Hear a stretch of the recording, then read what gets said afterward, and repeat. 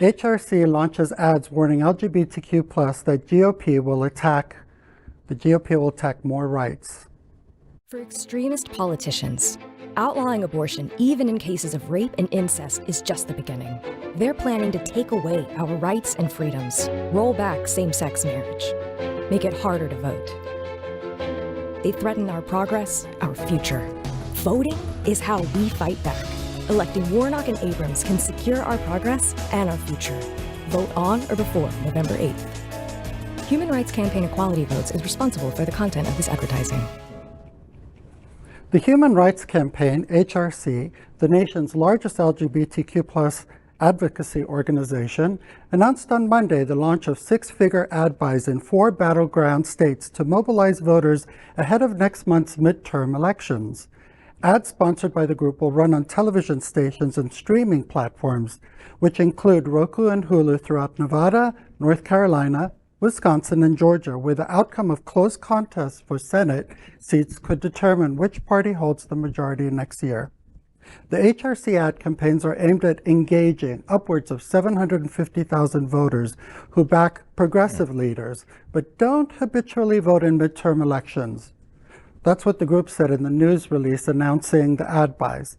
The HRC campaign encourages voters to cast a ballot in November for the following: Abrams and Warnock in Georgia, Mandela Barnes, a Democrat running for Senate, and Governor Tony Evers in Wisconsin, Sherry Beasley, a Democrat running for the Senate in North Carolina, and Senator Catherine Cortez Masto, and Governor Steve Sisolak in Nevada.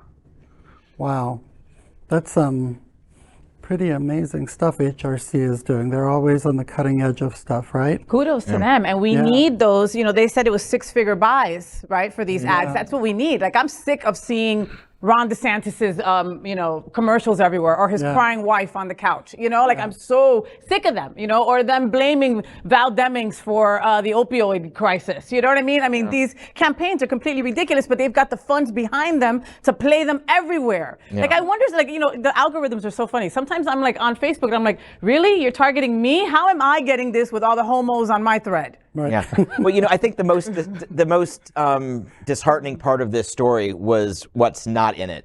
Florida.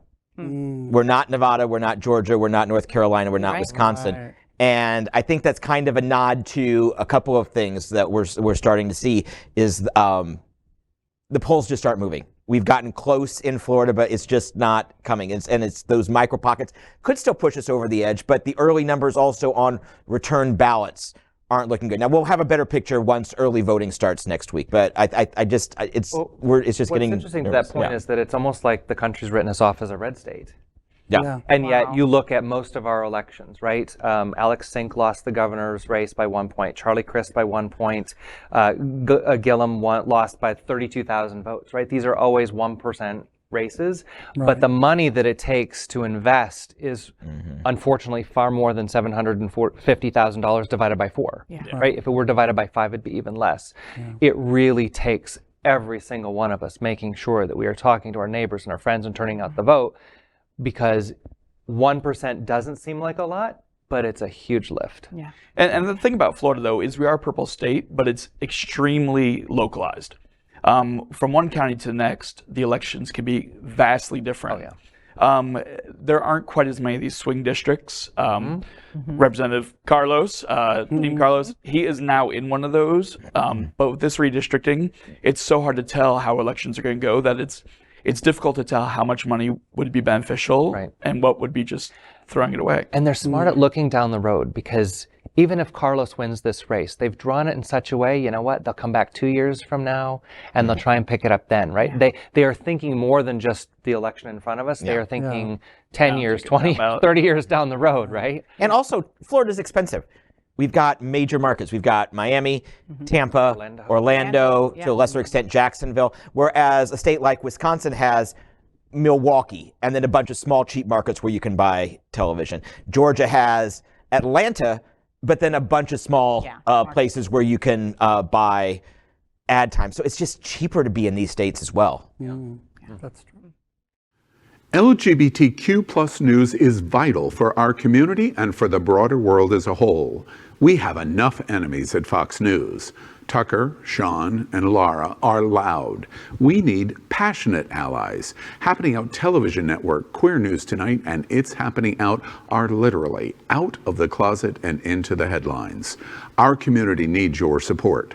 Like this broadcast and subscribe now to ensure the growth of the entire LGBTQ plus community.